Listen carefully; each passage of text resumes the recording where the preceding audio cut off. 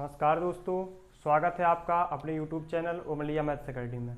आज के इस लेक्चर में हम क्लास 12 के chapter first relation and function को कंटिन्यू करते हुए आज हम इस लेक्चर में रिलेशन के कुछ और टाइप्स पढ़ेंगे, जो कि हमने पिछले 6 टाइप्स हमने पिछले लेक्चर में कवर करवा दिए हैं।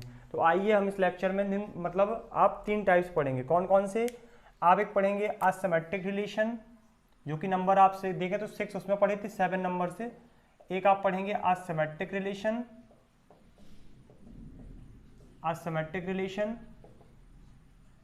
8th नंबर पे आप पढ़ेंगे एंटीसिमेट्रिक रिलेशन।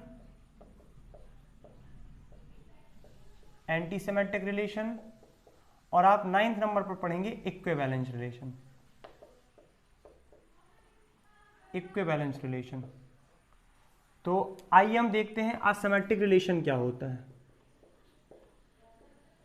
असिमेट्रिक रिलेशन, तो हमने जो रिलेशन पढ़ा है, तो हमने सिमेट्रिक रिलेशन पढ़ा है। सिमेट्रिक रिलेशन क्या कहता है? यदि आपका ए बी आर में है, मतलब ए बी रिलेशन में है, देन बी ए रिलेशन में होना चाहिए। मतलब किसी भी ऑर्डर्ड पेयर का रिवर्स फॉर्म उस रिलेशन में होना ही चाहिए, तब वो सिमेट्रिक होगा। जबकि असिमेट्रिक क्या है? असिमेट्रिक को हम जनरल कह सकते हैं opposite of symmetric relation. Symmetric relation का अपोजिट, मतलब हम क्या कह सकते हैं कि for a b belongs to R, मतलब यदि आपका ए बी आर में है, then b a does not belongs to R. मतलब यदि आपका ए बी आर में है तो बी ए आर में नहीं होना चाहिए, होना ही नहीं चाहिए। तो वो आपका रिलेशन क्या होगा? असिमेट्रिक रिलेशन होगा। तो हम रिलेशन आर को हम एक एग्जांपल के थ्रू बताते हैं, जैसे 1 2 1 3 2 3 3 7 3 4। जी आपका एक एग्जांपल दे, देखो आप एक और एग्जांपल देते हैं रिलेशन का, 1 2 1 3 1 1 2 3 एक है। तो इन दोनों में हमें चेक करना है कौन सा असिमेट्रिक होगा और कौन सा असिमेट्रिक नहीं होगा। तो यहाँ पर आप देखिए 1 2 है, इसका उल्टा रिवर्स फॉर्म 2 1 नहीं है इसमें। 1 3 है, 3 1 रिवर्स फॉर्म नहीं है। 2 3 है, 3 2 रिवर्स फॉर्म नहीं है इसमें। 3 4 है, 4 3 रिवर्स फॉर्म नहीं है। मतलब ये असिमेट्रिक रिलेशन है। मतलब उस बात को आपको फॉलो करना चाहिए, इस रिलेशन की डेफिनेशन को। मतलब ए बी यदि आर में है तो बी ए आर में नहीं होना चाहिए। दूसरा देखिए 1 2 आर में है तो 2 1 नहीं है, चलिए बढ़िया है। 1 3 आर में है, 3 1 नहीं है, ये भी ठीक है। लेकिन 1 1 आर में है और 1 1 का उल्टा भी 1 1 होता है, वो भी आर में है। तो ये क्या हो जाएगा? ए क्या हो गया यहाँ पे? ए असिमेट्रिक नहीं होगा, ए असिमेट्रिक नहीं होगा। तो अब आप ऐसा दिमाग में नहीं आइडिया ले आइएगा कि अब ये असिमेट्रिक नहीं है तो प्रॉपर्ली ये सिमेट्रिक होगा। तो ऐसा कहना भी काफी नहीं है। क्यों? क्योंकि सिमेट्रिक के लिए हमें सेट पता होना चाहिए, किस किस सेट पर ये डिफाइन है।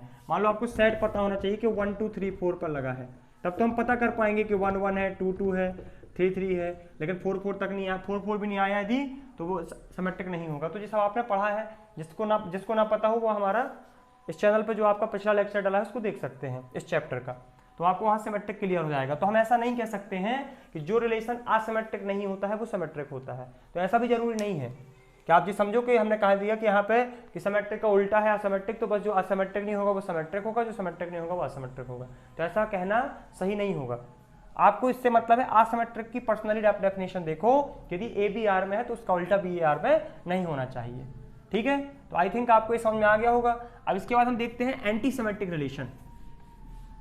एंटी सिमेट्रिक को थोड़ा सा ध्यान से समझिएगा, इनमें आप नाम से समझ गए होंगे symmetric, asymmetric and anti symmetric. तो मतलब थोड़ा थोड़ा फ्यू डिफरेंस इनमें, बहुत थोड़ा थोड़ा, जो कि डेफिनेशन से ज्यादा क्लियर आपको एग्जाम्पल में हो जाता है ना। तो हम आइए देखते हैं एंटी सिमेट्रिक रिलेशन क्या होता है। तो एंटी सिमेट्रिक क्या कहता है देखते हैं। 8th नंबर में एंटी सिमेट्रिक है आपका anti symmetric relation. Anti symmetric relation, जबकि देखने में आपको ये लग रहा है एंटी मतलब अपोजिट है ना, आपको ये लग रहा होगा कि सिमेट्रिक का उल्टा। तो एंटी सिमेट्रिक देखिए क्या होता है। एंटी सिमेट्रिक कहता है कि relation R on set A is said to be antisymmetric if for AB belongs to R, then BA belongs to R if A equal B। इस लाइन को आप ध्यान से समझिएगा थोड़ा सा। हम वही बात बार बार आपसे कह रहे हैं कि सिमेट्रिक, असिमेट्रिक और एंटी सिमेट्रिक में थोड़ा थोड़ा डिफरेंस होता है जो आपको डिटेक्ट करना पड़ता है। तो इस लाइन को थोड़ा ध्यान से देखिए जितना हमने इसमें कवर अप किया है रेड इंक से।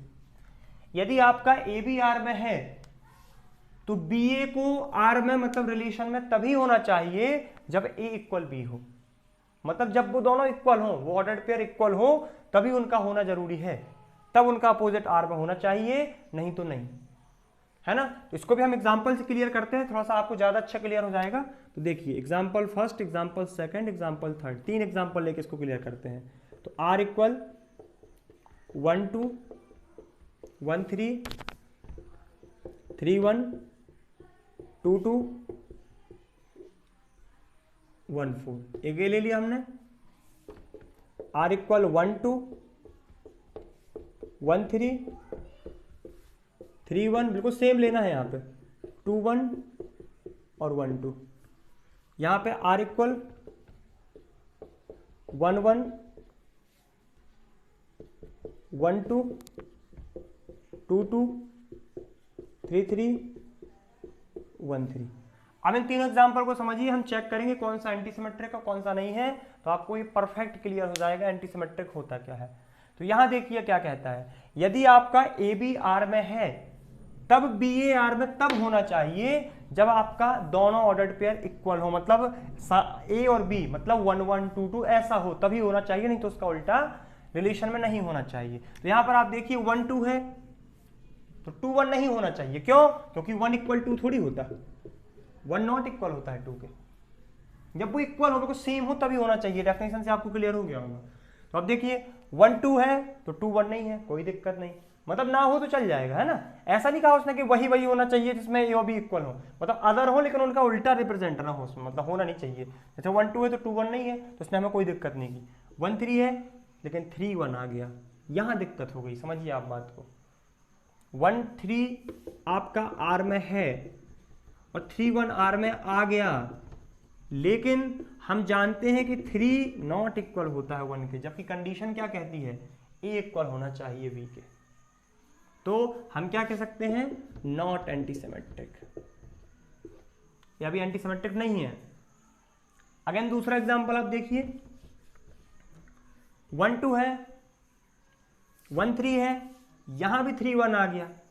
चलो आप कह रहे हैं आपने यहां जान फिर वही कर दिया, चलो हम यहां 3 2 कर लें, ठीक है, बना ले 3 2 ले लें। तो 1 2 है 1 3 है 3 2 है, इनका उल्टा नहीं है, यहाँ पे कोई दिक्कत नहीं है, लेकिन 2 1 ने दिक्कत कर दी ना 1 2 लाके, वही कहानी फिर हो गई कि 2 1 आ गया आर में, लेकिन 1 2 आर में नहीं होना चाहिए था ना, क्यों? क्योंकि 1 इक्वल 2 थोड़ी ना होता, 1 नॉट इक्वल 2 होता है, तो ये एंटीसिमेट्रिक हो गया। तो ये भी आपका सॉरी एंटीसिमेट्रिक नहीं होगा, ये वाला एंटीसिमेट्रिक नहीं है, दूसरा वाला भी एंटीसिमेट्रिक नहीं है। तीसरा देखिए, अब आप 1 1 है 1 1 आपका आर में है, तो इसका उल्टा भी 1 1 आर में है, जबकि 1 इक्वल 1 है। ये प्रॉपर परफेक्ट डिफाइन करता है एंटीसिमेट्रिक को। इसको देखिए 1 2 आर में है लेकिन 2 1 नहीं है, मतलब हमें इससे कोई प्रॉब्लम नहीं है, ये वैलिड है एकदम। 2 2 है तो 2 2 का उल्टा क्या होगा, 2 2 का उल्टा क्या हो जाएगा, 2 2 है आर में तो 2 2 इसका उल्टा भी आर में है और 2 इक्वल 2 होता है, कोई दिक्कत नहीं इससे। 3 3 का उल्टा 3 3 होगा, 3 इक्वल 3 होता है। 1 3 है 1 3 का उल्टा 3 1 इसमें नहीं है, तो हमें कोई दिक्कत नहीं है 1 3 से, क्योंकि उल्टा होता तो बराबर होना चाहिए 1 और 3 को, जो कि होता नहीं है।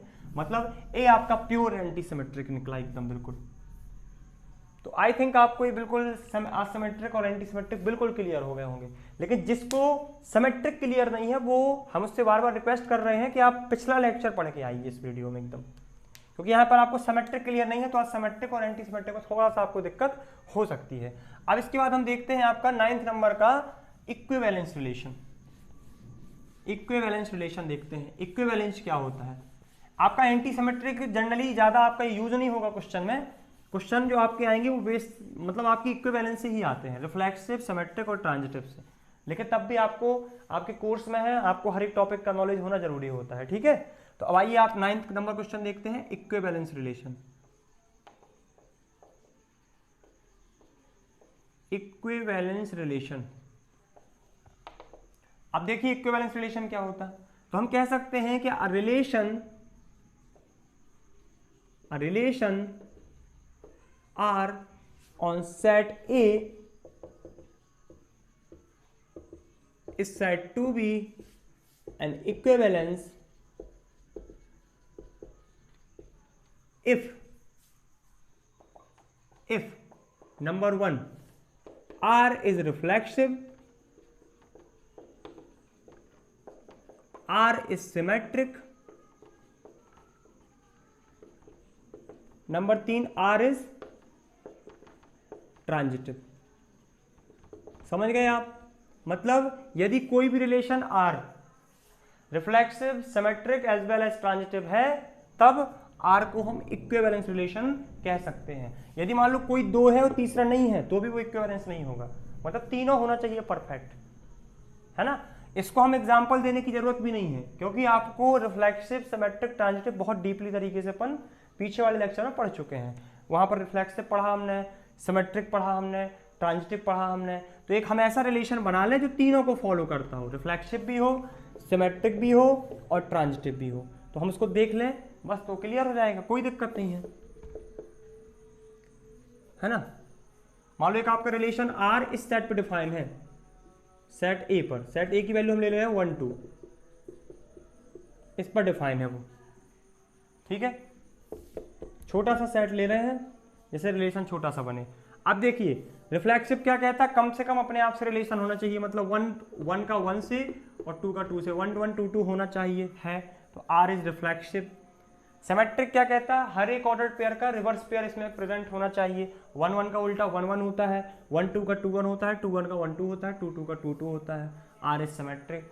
ट्रांजिटिव देखते हैं, 1 1 यदि R में है और 1 2 R में है, मतलब इसका मतलब क्या होता है कि 1 1 और 1 2, तो आप जब बीच का गायब कर दो, बीच का हटा दो, तो ये दोनों आपके इसमें होने चाहिए। तो 1 2 ही आ रहा है, 1 2 R में है। आप इन देख लो, इनको हटा दो तो 1 1 आ रहा है, तो 1 1 भी R में है। 2 1 और 2 2 तो ले नहीं सकते, लेकिन 2 2 और 2 1 तो ले सकते हैं, ऐसा उल्टा करके। इसको हटा दो तो 2 1 भी R में है। कोई भी आप उठा के देख लो, 1 2 और 2 2 को उठा लो तो 2 2 है, तो 1 2 R में है। मतलब हम क्या कह सकते हैं, R इज ऑल्सो ट्रांजिटिव। मतलब यहां पर हमने देखा कि आपका जो रिलेशन है वो सिमेट्रिक भी है, रिफ्लेक्सिव भी है, एज वेल एज ट्रांजिटिव भी है।